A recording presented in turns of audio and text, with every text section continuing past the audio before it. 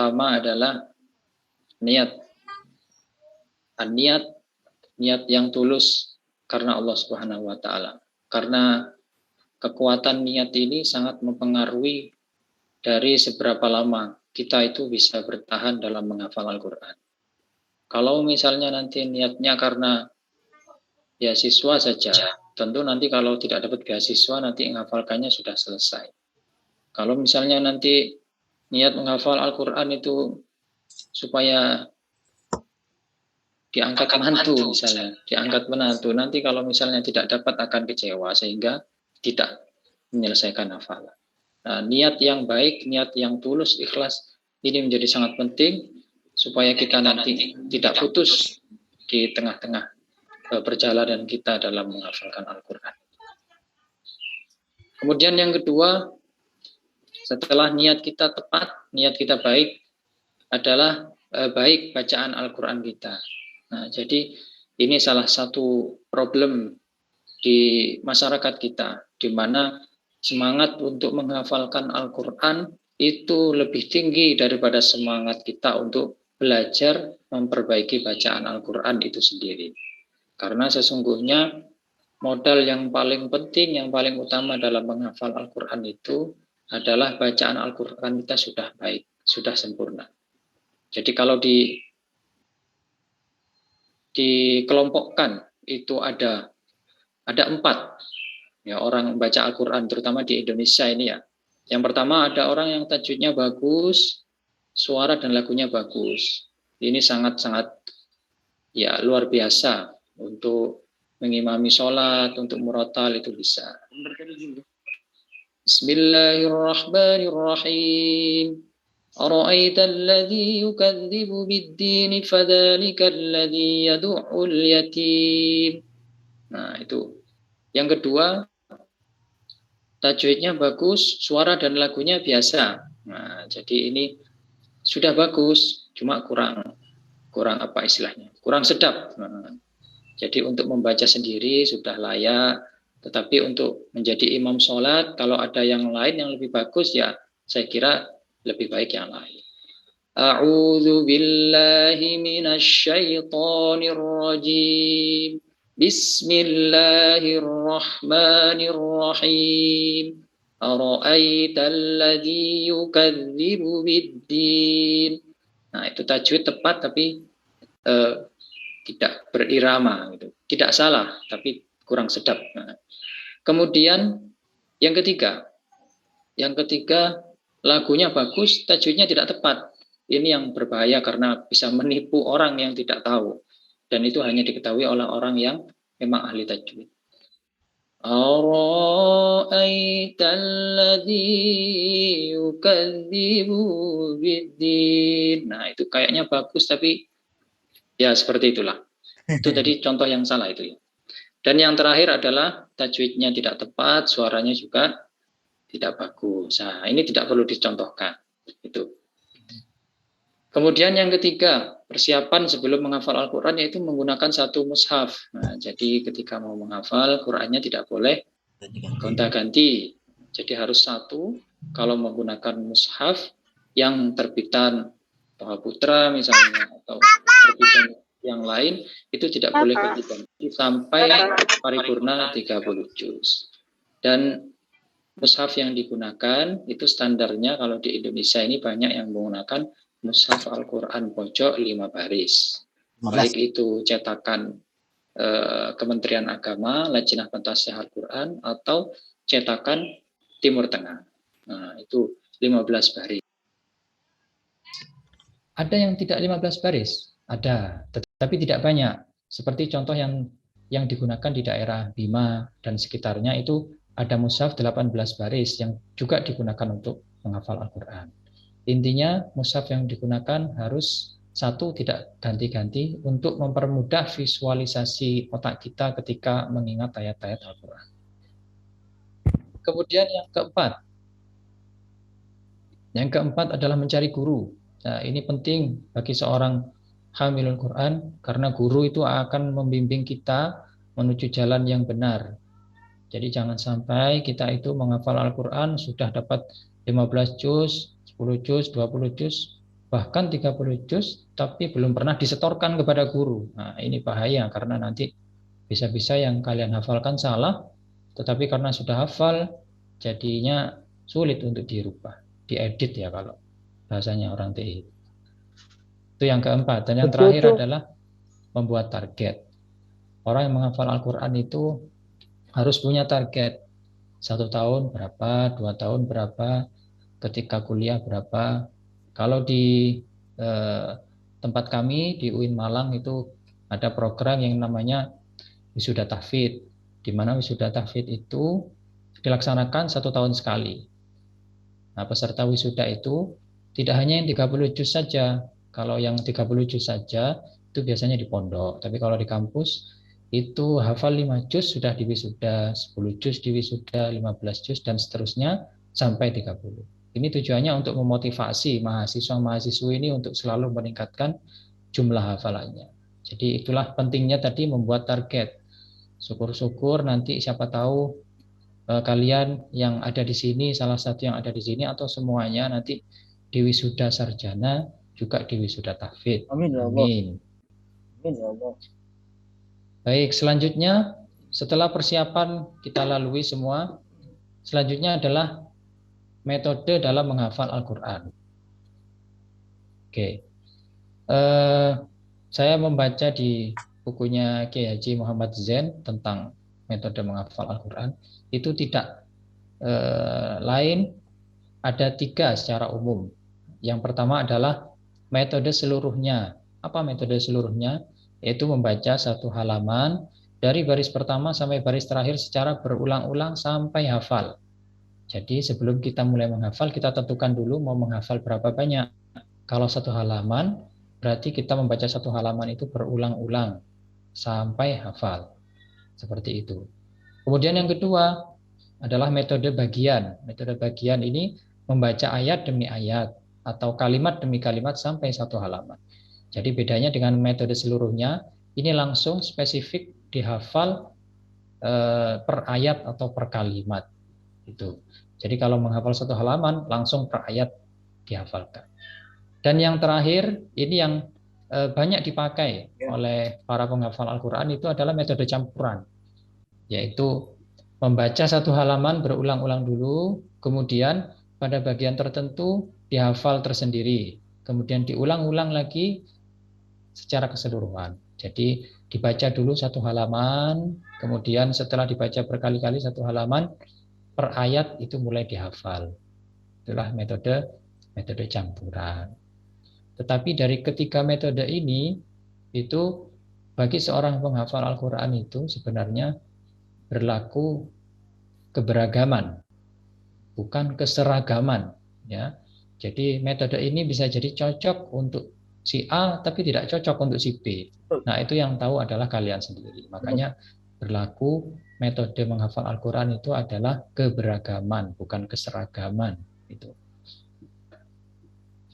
Berikutnya, setelah kita itu mempunyai niat, sudah izin ke orang tua sama guru, sudah dapat guru, sudah punya target, sudah tahu metodenya, nah, kita akan menghafal mulai dari mana?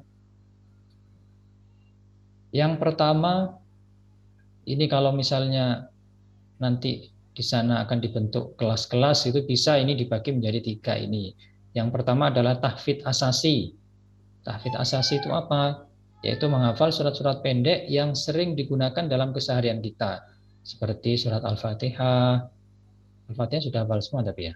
Surat Yasin, Al-Waqiah, Al-Mulk, Juz Amma, akhir surat Al-Baqarah misalnya. Nah, ini tahfidz asasi. Jadi ayat-ayat atau surat-surat yang memang sering kita gunakan dalam keseharian kita. Seperti dalam sholat, ketika malam Jumat, ketika kita itu hari Jumat, kemudian kalau ingin mengistiqomahkan membaca surat yang bisa menghindarkan dari api neraka, nah berarti kita harus hafal Al-Mulk dan lain-lain.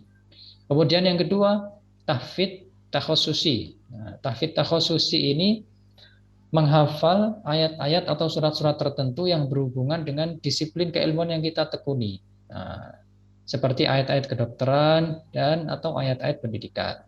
Jadi kalau kalian sekarang berarti ayat-ayat yang berhubungan dengan tarbiyah, dengan pendidikan.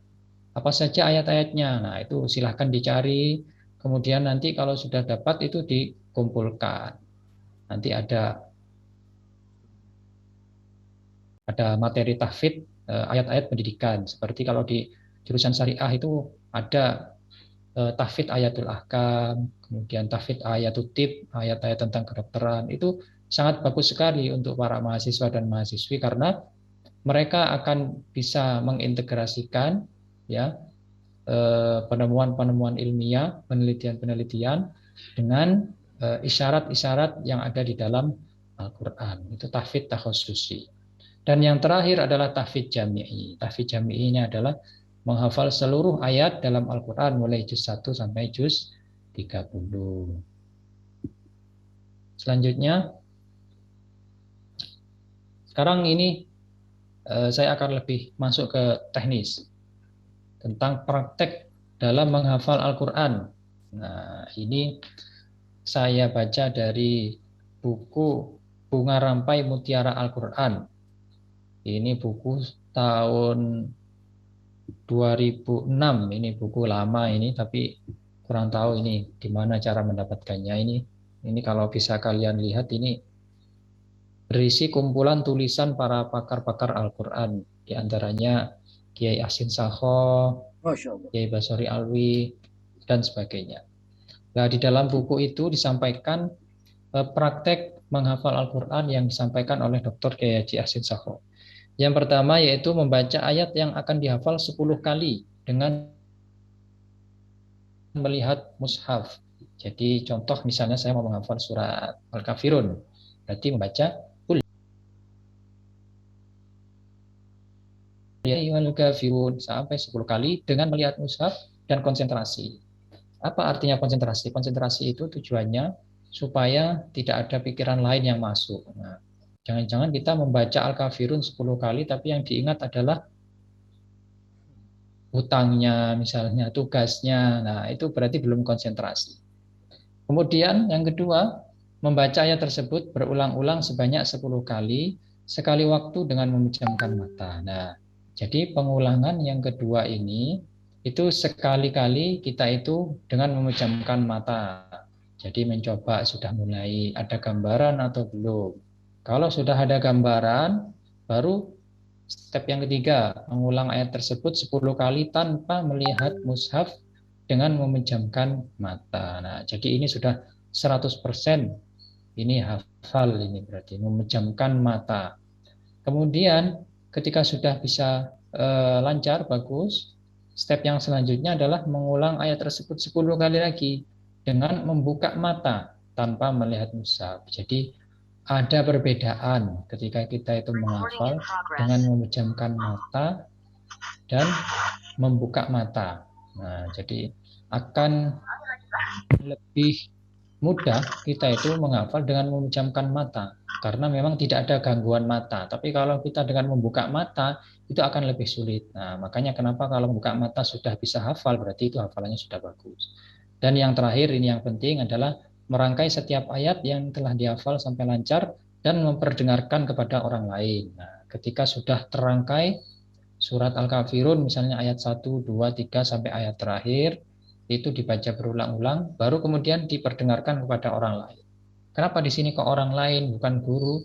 Karena bisa jadi ada teman kita yang bacaannya juga sudah bagus, itu bisa kita jadikan tempat untuk memperdengarkan bacaan kita. Jangan sampai kita hafal satu surat, satu ayat itu tidak diperdengarkan ke orang lain.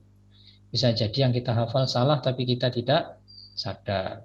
Saya sering sekali menemui ada mahasiswa itu yang sudah hafal tapi ternyata hafalannya salah.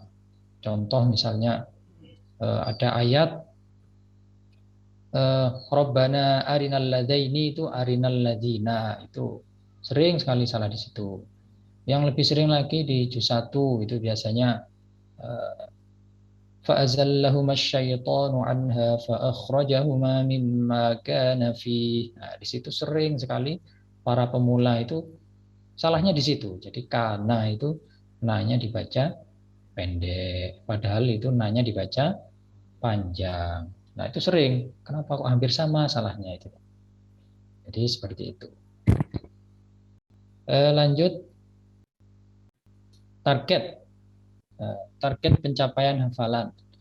Seperti yang kalian lihat di materi, itu nomor 1, jika kalian menghafal 4 halaman per hari, ini luar biasa berarti ini.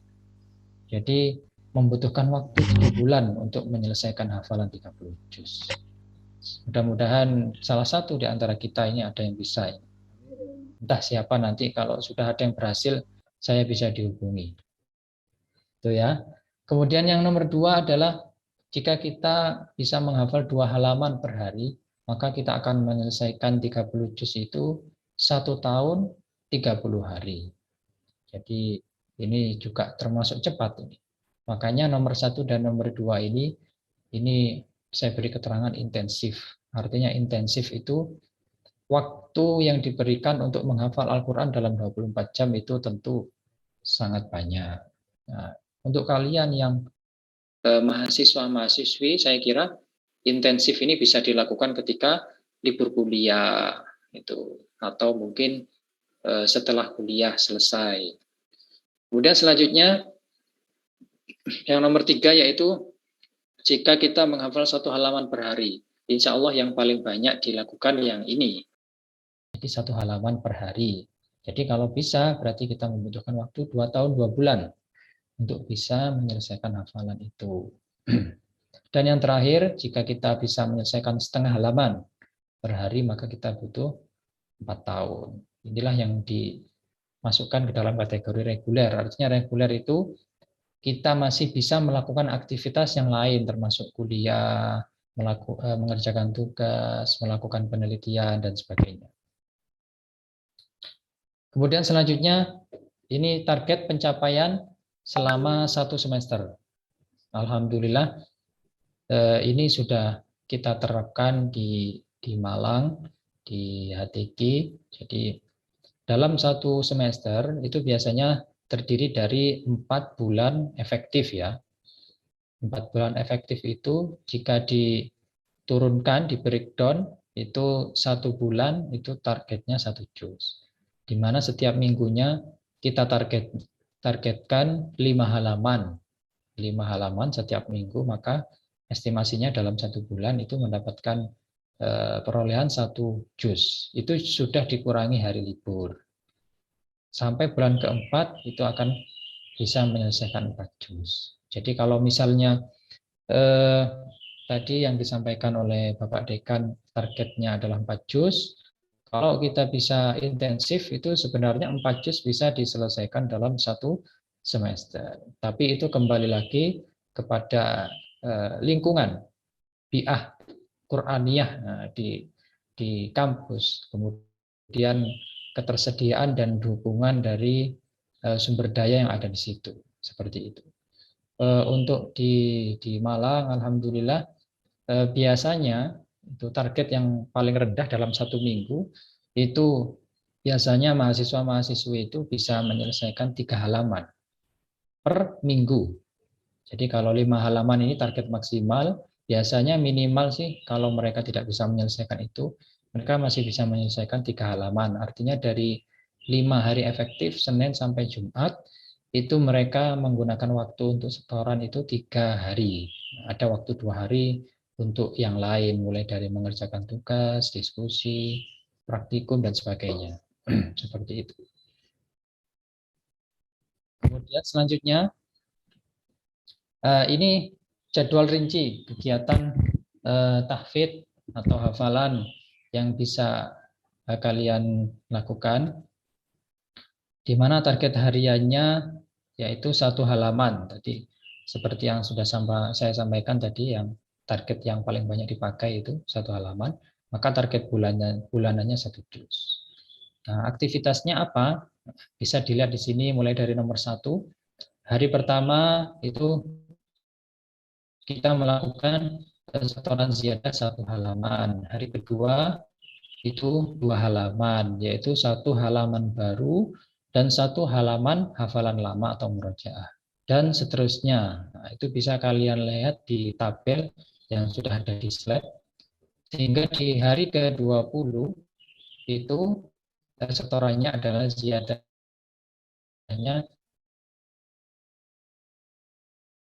halaman ke-20 dan halaman 6 halaman. Ya, jadi 6 halaman. Kenapa kok menggunakan model semacam ini?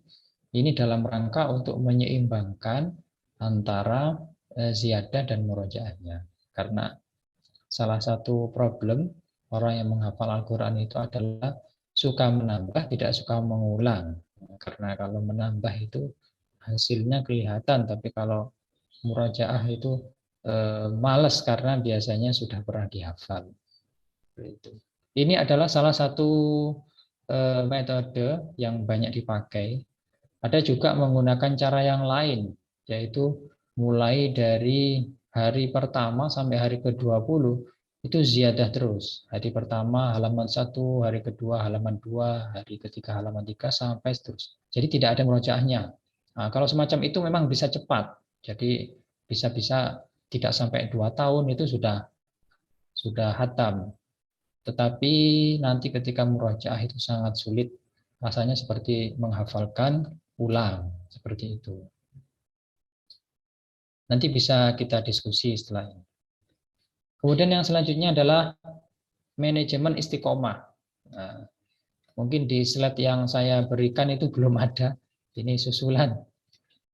Manajemen istiqomah, salah satu kunci bagi seorang penghafal Al-Quran itu adalah bisa istiqomah. Istiqomah yang pertama adalah istiqomah waktu. Ya, istiqomah waktu itu dalam satu hari kita itu harus mempunyai waktu yang sama ketika kita itu mau menambah atau murojaah hafalan. Misalnya dalam satu hari istiqomah waktu kita itu adalah ba'da subuh dan ba'da isya. Nah, berarti setiap hari kita tidak boleh mengisi waktu ba'da subuh dan ba'da isya itu untuk aktivitas yang lain, apapun itu bentuknya. Karena itu dalam rangka untuk menjaga istiqomah kita. Seperti itu. Kemudian yang kedua adalah istiqomah tempat.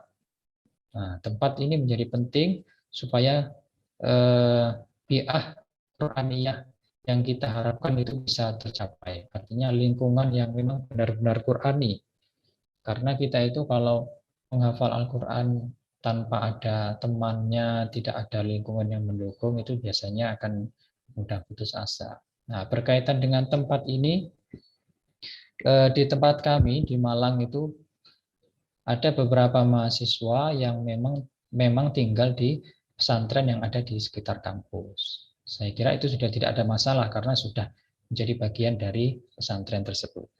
Kemudian yang kedua itu ada yang dia itu mengikuti kegiatan setoran yang ada di kampus. Jadi mereka tinggal di kos tapi mengikuti setoran yang ada di kampus.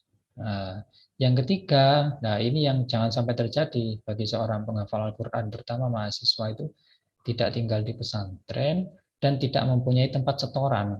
Nah, ini mereka akan kebingungan nanti untuk menyetorkan hafalannya dan untuk mengecek mentasheh hafalan yang sudah dihafal. Dan yang terakhir adalah istiqomah target. Nah, kita harus istiqomah dengan target yang sudah kita canangkan. Misalnya, 1 bulan saya harus hafal 10 halaman atau setengah juz, maka setiap 1 bulan kita harus bisa menyelesaikannya. Itu dalam rangka supaya kita itu bisa cepat menyelesaikan target kita. Selanjutnya berkaitan dengan pemeliharaan hafalan. Nah, yang pertama adalah takrir. Takrir ini yaitu murojaah. Banyak sekali bentuknya. Takrir itu bisa dilaksanakan di dalam sholat dan di luar sholat. Kalau di dalam sholat itu bisa kita baca hafalan kita. Misalnya hari ini kita hafal juz 1 halaman 1. Ya kita usahakan juz 1 halaman 1 itu bisa kita baca di dalam sholat. Baik itu sholat sunnah, syukur-syukur sholat wajib gitu. Kalau misalnya kita punya makmum itu bisa dibaca. Kalau misalnya kita sukses ketika membaca dalam sholat sholat itu sudah kemungkinan besar hafalan kita sudah kuat. Itu kalau di dalam sholat. Kalau di luar sholat bisa kita gunakan beberapa metode yang sudah pernah dipakai oleh para ulama-ulama kita terdahulu, atau mungkin metode yang kita kenal dengan metode Fahmi Bisyauqin, yaitu hafal, yaitu murajaah 30 juz dalam waktu 7 hari. Atau metode-metode yang lain. Kemudian takrir dengan memperhatikan ayat-ayat mutasyabihat. Nah, jadi memperhatikan ayat-ayat yang mirip, karena sering sekali menghafal Al-Quran itu tertipu oleh ayat-ayat yang mirip. Sehingga timbul pertanyaan, kenapa Al-Quran itu kok mirip-mirip ayatnya? Ya, jawabannya supaya kita itu lebih konsentrasi ketika kita itu menghafal Al-Quran. Nah, contohnya ada beberapa ayat-ayat mirip. Yang ini saya juga punya bukunya, ini bisa enggak kelihatan ya. Ya, saya bacakan saja. Ini ada beberapa contohnya. Wa inna lakum fil an'ami la'ibrah nusqikum mimma fi butuniha. Ini di surat Al-Mu'minun. Kemudian yang kedua, wa inna lakum fil an'ami la'ibrah nusqikum butuniha dengan butunihi. Yang butuniha di surat Al-Mu'minun, yang butunihi surat An-Nahl, dan masih banyak lagi contohnya. Itu adalah contoh ayat-ayat yang mempunyai redaksi mirip. Kalau di juz 1 itu ada wattaqu yawman la tajzi nafsun an nafsin syai'an wa la yuqbalu minha syafa'atu wa la yu'khadhu minha. Itu. Kemudian itu hampir sama dengan yang ada di halaman 18. Wattaqu yawman la tajzi nafsun an nafsin syai'an wa la yuqbalu minha 'adlun wa la tanfa'uha. Nah, itu. Nah, itu harus tahu di mana tempatnya supaya nanti ketika kita murojaah itu tidak selalu salahnya berulang-ulang di situ. Kemudian selanjutnya adalah mengikuti halaqah Qur'ani. Halaqah Qur'ani ini bisa tasmi atau mungkin membentuk kelompok-kelompok murojaah yang terdiri dari 4 orang, 5 orang. Jadi itu. Selanjutnya ini waktunya masih ada atau sudah habis? Nanti saya diingatkan ya kalau sudah habis. Selanjutnya adalah mengikuti musabaqah. Musabaqah ini biasanya dilaksanakan setiap 2 tahun atau 1 tahun. Itu tujuannya untuk memperkuat hafalan juga. Dan yang terakhir adalah mendengarkan murotal.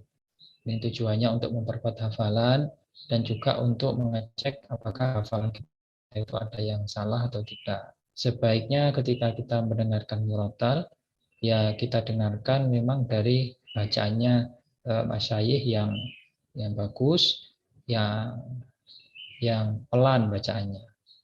Seperti bacaannya Syekh Misyari Rasyid atau Syekh Mahmud Khalil Al-Husari. Jadi dua syekh itu yang saya kira recommended untuk didengarkan. Karena ada juga syekh yang lain itu suaranya bagus tapi ada sedikit perbedaan di panjang pendeknya. Sehingga kalau kita hanya meniru saja tanpa tahu alasannya itu nanti bisa berbahaya. Baik, yang terakhir ini berkaitan dengan program-program yang menunjang kegiatan hafalan kita. Nanti bisa dilanjut tanya jawab. Yang pertama ada wisuda tahfidz, yaitu kegiatan untuk memberikan motivasi yang dilaksanakan setiap tahun. Kemudian ada karantina tahfidz. Karantina tahfidz ini biasanya dilaksanakan setiap libur semester. Ini kegiatan intensif untuk menghafal Al-Quran. Biasanya kalau karantina tahfidz ini bisa dapat 2 juz dalam 1 bulan.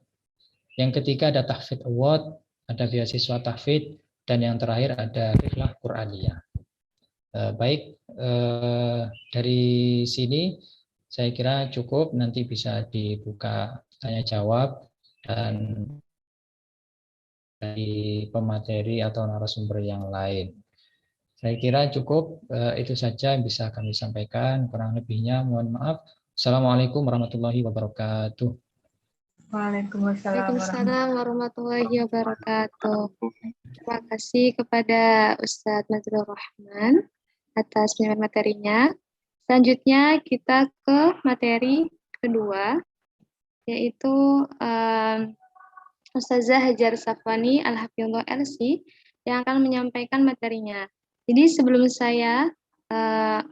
sebelum mendengarkan beliau menyampaikan materinya, saya akan membacakan CV beliau. Jadi nama beliau adalah Hajar Safwani LC, tempat tanggal lahir, Ujung Pandang 31 Oktober 1979. Status beliau itu sudah menikah, alamat itu Jalan Lawang nomor 158 Komplek Mesra Agung, Gue Gajah, Darul Imarah Aceh Besar. Nomor telepon beliau 0852 46 62 16 17. Kemudian riwayat pendidikan beliau yaitu SD Islam Atiara Makassar, Sulawesi Selatan. Kemudian KMI Gontor Putri Ngawi, Jawa Timur. Kemudian S1 jurusan Tafsir dan Ulumul Quran Fakultas Usuluddin Universitas Al-Azhar Kairo Mesir. Kemudian beliau diploma jurusan Syariah Islamiyah Universitas Kairo Mesir. Kemudian saat ini beliau sedang pasca sarjana jurusan Ilmu Al-Quran dan Tafsir Universitas Islam Negeri Aranari Banda Aceh. Pengalaman kerja beliau yaitu adalah guru tafsir dan ilmu Al-Quran di Madrasah Aliyah Swasta Ruhul Islam Anak Bangsa, kemudian Daiyah di Dinas Syariah Islam Banda Aceh, kemudian Direktur Bait Tahfiz Al-Quran Ridullah atau BTQR, dan Wadir Tahfiz Al-Quran Lubuk Aceh Besar. Selanjutnya, saya persilakan kepada Al-Ustazah Hajar Safwani Al-Hafidhullah LC untuk menyampaikan materinya. Kepadanya, disilakan.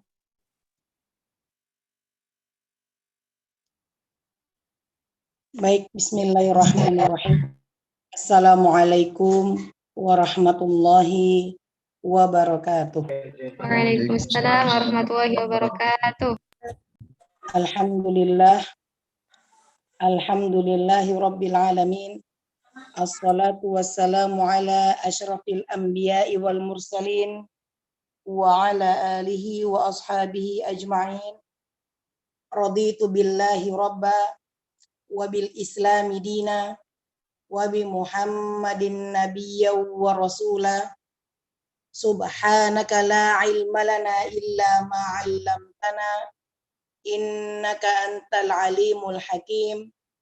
Allahumma anfa'lana bima 'allamtana wa 'allimna ma yanfa'una warzuqna 'uluman tanfa'una.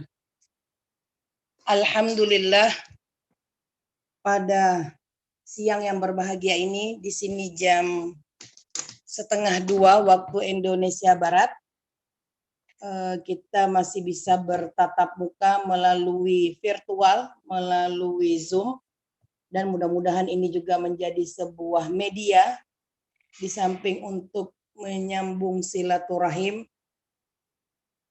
juga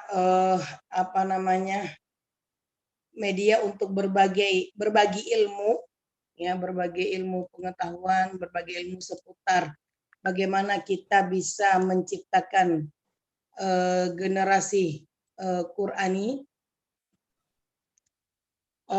Kemudian sebelum kita mulakan webinar kita pada siang yang penuh barokah ini, izinkan kami memberikan kata pemuliaan ya kepada yang pertama adalah kepada Bapak M. Iwan Abdi MSI selaku Ketua Pengelola Kelas Khusus Internasional UINSI Samarinda.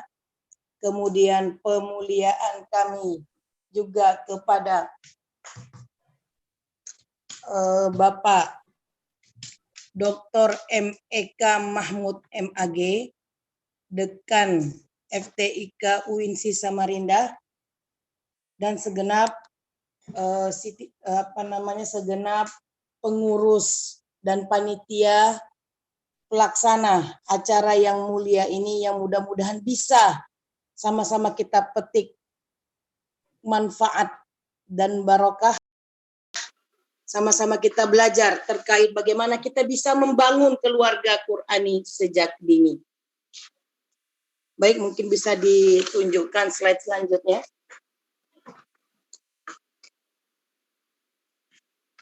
Tadi sudah dijelaskan oleh pemateri pertama terkait dengan trik-trik atau langkah-langkah bagaimana kita bisa memulai menghafal Quran, tetapi ada beberapa materi yang perlu kami sampaikan sebelum kita masuk kepada langkah-langkah untuk menghafal Al-Quran.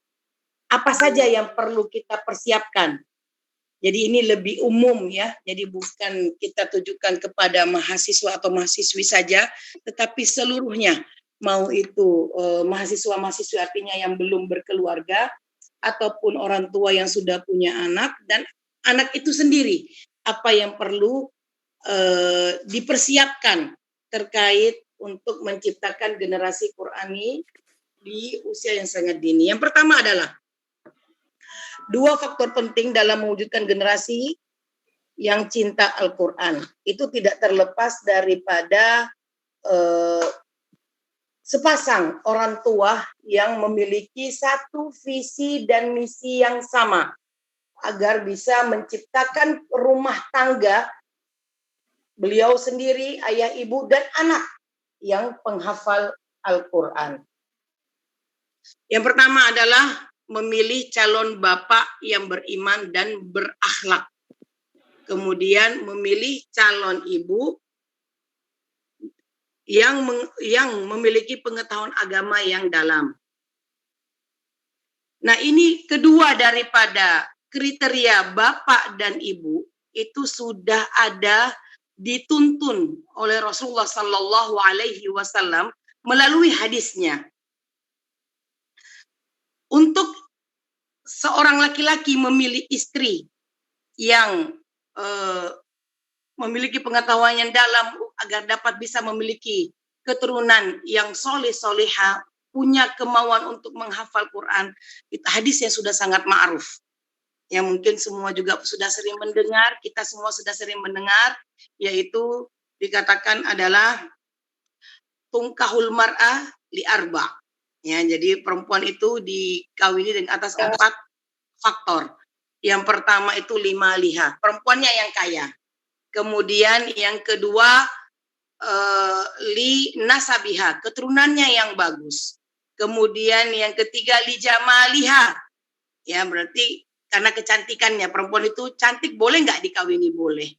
Namun yang dititik beratkan oleh baginda Rasulullah SAW yaitu lidiniha. Kenapa? Karena lidiniha fadfar bizatid din taribat yadak. Perempuan yang dalam pengetahuan agamanya, insya Allah perempuan itu bisa memberikan generasi-generasi yang soleh, dan perempuan yang tahu agama, perempuan yang insya Allah dapat menciptakan rumah tangga yang sejuk, ya, yang mendekatkan kita kepada aturan Allah.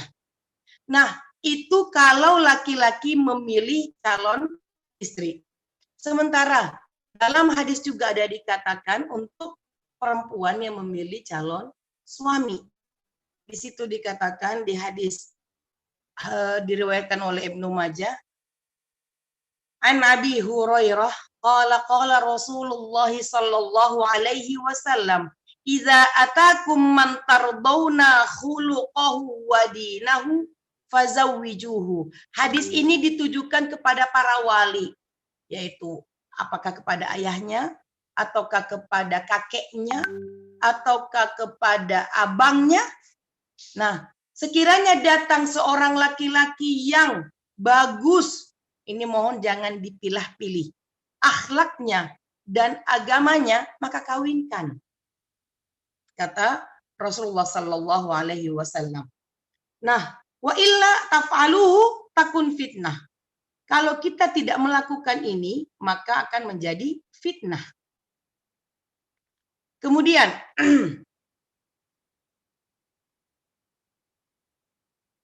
illa taf'aluhu takun fitnatun fil ardi wa fasadun arid, dan menjadi kerusakan. Berarti ini sebuah tuntunan dari Rasulullah Sallallahu Alaihi Wasallam bagaimana wahai perempuan memilih calon pasangan. Kenapa? Karena ternyata pasangan yang bibit bebet bobotnya itu bagus sesuai dengan arahan Rasulullah, tentunya itu akan menghasilkan generasi-generasi yang soleh, solehah.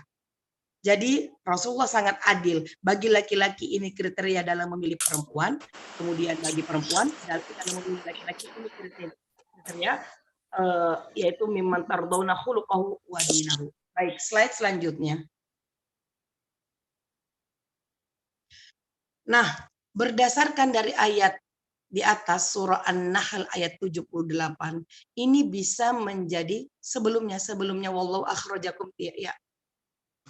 Ini bisa menjadi renungan bagi pasangan suami istri yang bakal mempunyai anak dan insya Allah akan dikaruniai anak. Apa itu? Ayat Al-Quran berkata, A'udzubillahi minasyaitonirrajim, Bismillahirrahmanirrahim. Wallahu akhrajakum min butuni ummahatikum la ta'lamuna syai'a wa ja'ala lakumus sam'a wal absara wal af'idah la'allakum tashkurun. Dimanapun kami share daripada ayat Al-Quran, selalu kami mengajak kepada mustami' ataupun kepada anak-anak didik kami, coba lihat setiap ayat Al-Quran, lihat di awal ayatnya, kemudian apa yang diserukan Allah untuk menjadi pokok pendengaran kita, pokok pembahasan kita, kemudian yang terakhir coba lihat di ujung ayatnya. Apa yang Allah perintahkan kepada kita di ujung ayat itu. Baik. Allah mengeluarkan kita dari perut ibu kita itu tidak mengetahui apa-apa. Kita tidak mengetahui apa-apa, la ta'lamuna syai'a. Kemudian Syekh Imam Sya'rawi mengatakan dalam tafsirnya, kenapa disebutkan as-sam'a duluan, kemudian al-absara, lalu terakhir al-af'idah.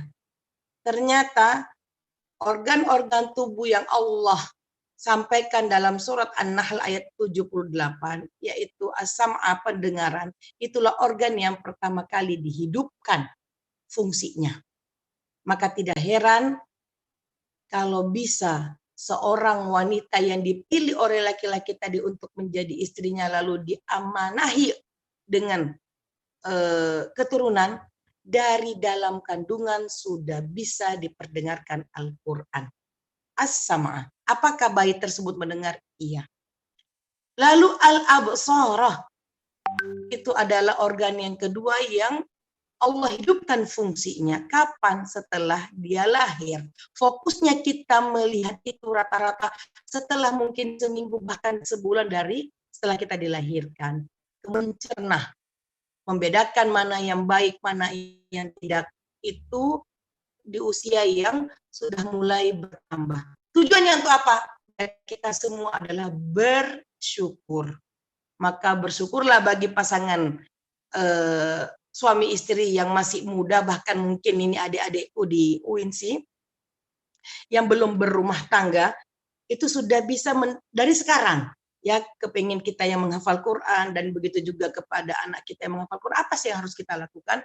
Yang kiat-kiatnya tadi sudah disampaikan oleh pemateri selanjutnya. Baik, slide selanjutnya. Nah, setelah pasangan hidup yang kita pilih sesuai dengan arahan Rasulullah, kemudian tadi ayat Al-Quran di surat An-Nahl yang mengatakan ternyata seluruh kita itu lahir dalam keadaan ketidaktahuan. Nah, ini adalah 3 tim inti. Kalau tadi pemateri pertama menyampaikan memang langsung sasarannya kitanya, nah tapi kali ini saya lebih menyorot kepada keluarga yang ingin mempunyai penghafal Quran, keturunan penghafal Quran. Tidak menutup kemungkinan bapak ibunya itu sendiri. 3 tim inti ini harus punya misi yang sama. Ya, ayah, ibu, dan anak. Dan hati-hati, Syekh Kamil Al-Labudi, yaitu penggagas dan pemilik metode Tabarok, ya, beliau kelahiran Mesir, dan beliau memiliki 3 anak, Tabarok, Yazid, dan Zena, dan 2 diantaranya dinobatkan menjadi penghafal Quran terkecil di dunia. Itu bisa di searching atau di googling, Tabarok atau Yazid. Menamatkan hafalan Qurannya di usia berapa? 4,5 tahun. Dimulakan dari tahun berapa? Dari 3 tahun. Artinya dalam kurun waktu 1,5 tahun itu sudah menyelesaikan hafalan Qur'annya. Nah, tercapainya hafalan Quran Tabarok, Yazid, dan Zainab tentunya mendapatkan dukungan yang sangat penuh dari ayah dan bundanya. Dan ayah dan bundanya pun sebelum beliau menikah belum menghafal Al-Quran. Ini menjadi sebuah penyemangat bagi kita, bagi orang tua yang belum menghafal Al-Quran. Ayo dari sekarang, sembari anak menghafal Quran, kita juga menghafal Al-Quran. Walaupun menghafal Quran di waktu besar ini tidak semudah menghafal Quran di anak-anak. Baik, slide selanjutnya. Nah, tadi kita sudah punya tim inti, ayah, ibu, dan anak. Kemudian visi dan misi keluarga itu seperti apa? Nah, ini saya berikan 3 poin. Ada yang saya kutip dari Al-Quran, ada yang saya kutip dari hadis Rasulullah Sallallahu Alaihi Wasallam. Di sini dikatakan dari Al-Quran, A'udzubillahi minasyaitonirrajim. Bismillahirrahmanirrahim. Malu wal banuna zinatul hayatid dunya. Ya, harta dan anak-anak itu merupakan perhiasan dunia. Wal baqiyatus solihatu khairun 'inda rabbika thawaban wa khairun amala. Itu surah Al-Kahfi ayat 46. Tetapi mari sama-sama kita ketahui baqiyat solihat itu lebih baik ya di mata Allah. Lebih baik apanya? Pahalanya dan pengharapan, sebaik-baik pengharapan. Karena harta bisa lenyap, anak bisa meninggalkan kita. Apakah itu karena meninggal atau karena memang tidak terdidik sehingga ketika mulai dewasa dia akan meninggalkan kita, tidak memperhatikan kita. Tapi kedua-duanya ini bisa menjadi investasi yang baik. Kapan dan bagaimana? Kapan, selama, dan bagaimana apabila kita dengan nilai-nilai. Pada saat itu saya diberikan satu ilustrasi oleh Syekh Kamil Al-Labudi. Beliau mengatakan, kalau kita menginginkan minum itu adalah minuman kesukaan kita, pada saat itu beliau akan adalah jus jeruk. Tentunya kita akan menuangkan ke dalam gelas jus jeruk. Susu yang akan kita minum adalah jus jeruk. Begitu juga kepada anak yang akan menyelamatkan kita, yang membimbing kita ke surga. Kalau kita berikan dalam kehidupan anak tersebut yang jauh dari apa yang Allah inginkan, mustahil anak tersebut dapat menyeret orang tuanya atau membawa orang tuanya ke dalam surga. Ya. Yang kedua, saya kutip dari hadis Rasulullah Sallallahu Alaihi Wasallam yang diriwayatkan oleh Imam Al-Baihaqi. An Abi Hurairah qala Rasulullah Sallallahu Alaihi Wasallam, man ta'allama al-Qur'ana fi syabibatihi. Barang siapa yang belajar di situ ada juga sebagian yang mengartikan adalah menghafal Quran, mengenal Quran, belajar Al-Quran, kemudian menghafalnya. Dan itu pada usia yang sangat kecil, ikhtalatul Qur'anu bilahmihi wadamihi. Maka Quran itu akan bercampur dengan sendirinya pada dua. Yang pertama di dagingnya, yang kedua di darahnya. Dan kedua-dua ini ternyata adalah punya peran penting dalam tumbuh kembang manusia. Wa man ta'allamahu fi kibarihi fahuwa yanfalitu minhu wa la yatrukuhu falahu ajruhu marrataini. Sementara orang yang belajar di usia yang sangat tua dan itu sangat berat ya, maklum ketika kita sudah bertambah usia tentunya bertambah isi otak. Walaupun dalam kesusahan itu tetap dia ingin belajar maka mendapatkan pahala 2. Kemudian yang terakhir adalah misi daripada kita memiliki atau kita ingin menjadi penghafal Al-Quran itu apa? An Anasin radhiyallahu anhu qala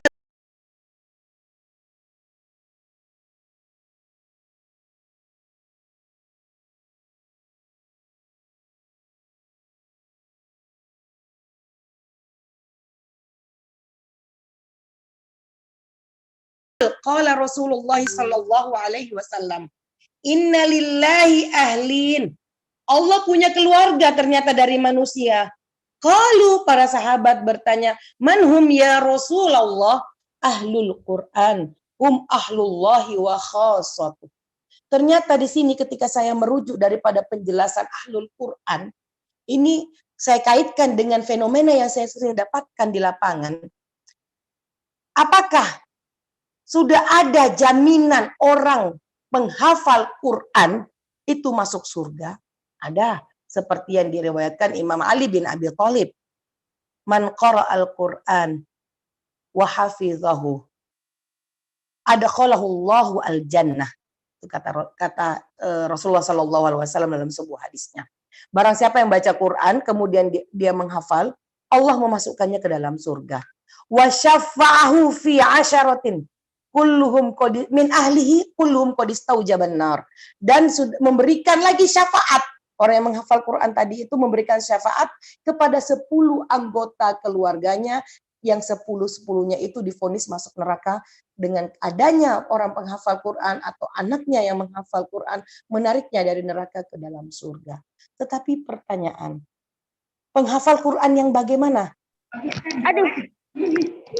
Saya setuju sekali tadi dengan pemateri pertama kita, makanya yang perlu dibenarkan ketika kita ingin menghafal Quran atau keluarga kita ini keluarga Qurani, anak kita ingin menghafal Quran, yang perlu dibenahi dulu adalah niat. Niatnya apa? Nah, tadi sudah dijelaskan tadi secara gamblang oleh pemateri pertama. Yang paling pertama itu adalah niat lillahi ta'ala. Karena tidak sedikit kami dapatkan di lapangan, anak itu sudah menghafal Quran, bahkan sudah disyahadakan. Kalau syahada dalam istilah kami di sini adalah menyetorkan hafalan 30 juz dalam kurun waktu 1 hari setengah di depan khalayak ramai. Nah, sudah mungkin hafalannya sudah bisa diotak-atik, artinya diuji di mana ayat ini, kemudian di surah apa, bahkan diberikan ayat-ayat mutasyabihat. Nah, ternyata kalau bukan atas izin Allah meletakkan komunitas orang-orang yang hafal Quran ini nanti ujungnya husnul khotimah, apakah bisa? Bisa. Ada di antara mereka menjadi ketua geng motor dan lain sebagainya. Tidak usah kita sebutkan di sini dan mudah-mudahan ini menjadi pelajaran penting bagi kita semua. Baik, 3 kunci kesuksesan menghafal Quran.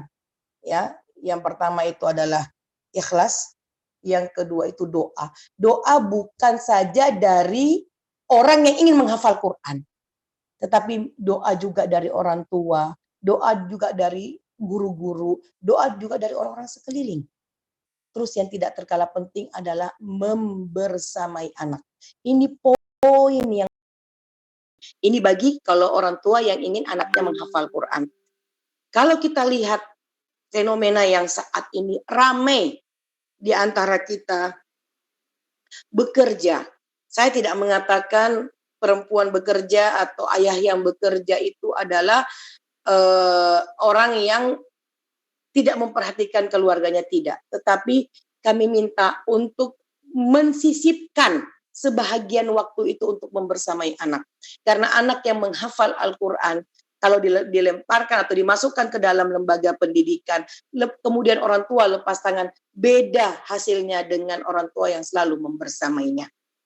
Membersama itu bukan berarti duduk ketika anak menghafal Quran, kita juga duduk di sampingnya, tidak. Tetapi di saat anak menghafal Quran, kita putarkan murotal bagi anak yang balita, karena mereka belum bisa baca Quran. Kita putarkan murotal. Nanti begitu sudah kita putarkan murotal 1-2 jam, kita dengar hafalannya. Kita sisipkan waktu kita sisakan waktu kita untuk anak, lalu kita mendengarkan hafalannya. Mendengarkan hafalan juga bukan harus dengan cara yang monoton. Bisa sambil kita membawa anak tadi, sambil kita pergi, membawa anak, apakah di dalam kendaraan roda 2 atau roda 4, kita sambung ayat, estafet. Nah gitu, tentunya berarti mau tidak mau, suka tidak suka, orang tua tersebut juga perlahan mulai menghafal Al-Quran. Baik. Kemudian, nah ini 2 penunjang untuk agar anak kita atau kita mudah menghafal Quran. Dimanapun saya isi, ini selalu saya selipkan materi ini. Biar kita sama-sama terus ingat. Apa 2 penunjang untuk menghafal Quran itu? Yang pertama adalah fakulu halalan thayyibah. Di situ Allah mengatakan dalam Al-Quran, bukan saja halal tidak thayyib atau harus thayyib tidak halal, tapi kedua-duanya. kulu halalan thayyibah. Saya teringat salah satu kultum yang pernah diisi oleh Profesor Quraish Shihab di bulan puasa, itu kalau tidak salah saya di tahun 2014 atau 15, ya. Beliau menyampaikan di situ adalah sebuah cerita yang sangat inspiratif. Suatu hari Rasulullah Shallallahu Alaihi Wasallam berjalan bersama kedua cucunya. Kemudian di tengah jalan di atas pasir, salah satu dari cucunya ini tidak disampaikan atau tidak dikemukakan siapa cucu tersebut, apakah Hasan atau Husain, mengambil kurma yang ada di atas pasir. Kemudian spontanitas cucu tersebut memakannya. Rasulullah Shallallahu Alaihi Wasallam melihat kejadian ini, segera langsung mencolokkan tangannya itu ke dalam mulut sang cucu dan mengeluarkan kurmanya dengan dua alasan. Yang pertama, kurma itu tidak halal atau minimal syubhat. Kenapa? Karena tidak diketahui siapa pemiliknya. Kemudian kurma itu tidak thayyib, tidak bersih, tidak steril. Kenapa? Karena berada di atas pasir. Nah, ternyata pelajaran yang sangat penting yang saya petik dari kultum Bapak Profesor Quraish Shihab, apa yang dimakan oleh anak sangat berpengaruh kepada tumbuh kembang anak itu, bukan saja dari sisi kesehatan, namun juga dari sisi kecerdasan.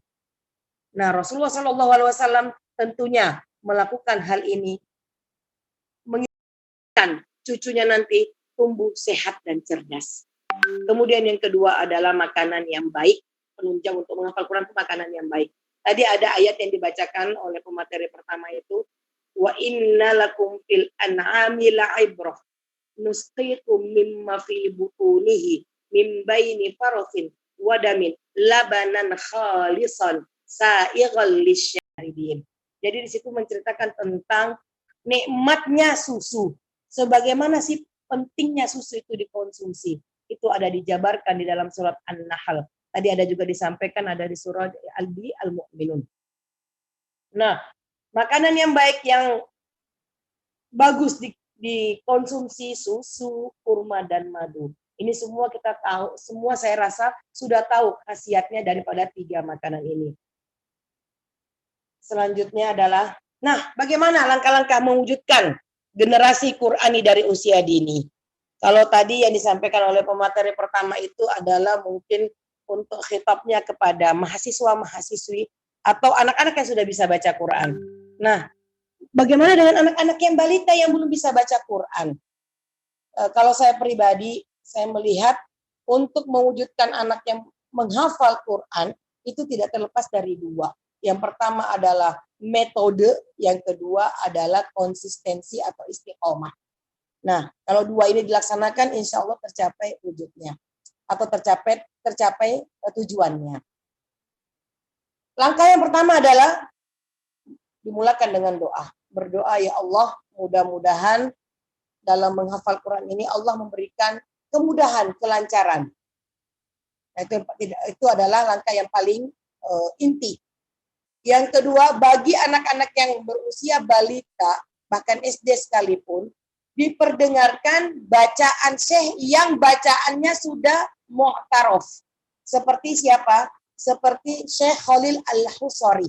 Ini apabila balita atau SD, bahkan ini batita juga sangat diperbolehkan, balita bayi umur 3 tahun, diperdengarkan syekh yang bacaannya yang sudah bagus dan pelan, karena anak tersebut baru memulai hafalan, tidak ada hafalan sama sekali. Jadi kalau kita mendownload aplikasi ayat dan kita putarkan bacaan Syekh Khalil Al-Husari, itu bacaannya sangat pelan. Seperti kurang lebih seperti ini. A'udzu billahi minasyaitonir rajim. Bismillahirrahmanirrahim. Amma yatasaalun. Bacaannya pelan dan jelas. Siapapun itu yang baru menghafal Quran, kalau diputarkan dengan bacaan yang cepat seperti bacaan Syekh Sudes atau Syekh Surem, itu mungkin agak susah untuk ditangkap. Amma yatasaaluna 'anin naba'il 'azim. Itu cepat sekali. Maka dianjurkan bagi anak batita, balita, bahkan SD sekalipun, kalau dia baru mulai menghafal, putarkan bacaan Syekh yang jelas dan lambat. Kenapa tadi kami sisipkan aplikasi ayat? Karena di aplikasi ayat ini bisa kita atur, bisa kita setting pembacanya atau syekhnya, dan bisa kita setting kita ingin perdengarkan dari ayat berapa sampai berapa. Katakan An-Naba dari ayat 1 sampai 10. Kemudian ayat 1 itu mau diulang berapa kali? Di aplikasi ayat bisa diulang sampai 1000 kali. Kemudian pilihan kita 1 sampai 10 ini mau diputar berapa kali? Bisa juga diulang sampai 1000 kali. Ini bagi anak-anak yang baru menghafal Al-Quran. Baru sekali. Sekiranya hafalannya sudah mulai banyak itu kategorinya sudah selesai, 1 surah saja An-Naba, sudah masuk ke An-Nazi'at, maka dianjurkan untuk memutarkan Syekh yang bacaannya cepat. Kenapa?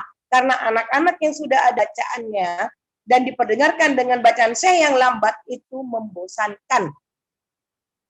Nah, jadi kalau dia sudah mulai ada hafalannya yaitu surah An-Naba, maka diputarkan bacaan Syekh yang cepat. Seperti tadi kami bacakan. Amma yatasaalun.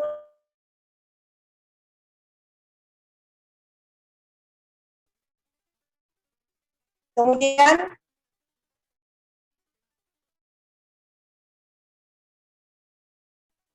dan konsisten terhadap metode tersebut. Kebetulan di kami ini, dan saya juga kebetulan adalah murid daripada Syekh Kamil Al-Labudi, pemilik metode Tabarok. Mungkin bagi teman-teman itu sudah tidak asing lagi, karena sejauh yang kami tahu seluruh Indonesia itu ada sudah 300-an lembaga menggunakan metode ini.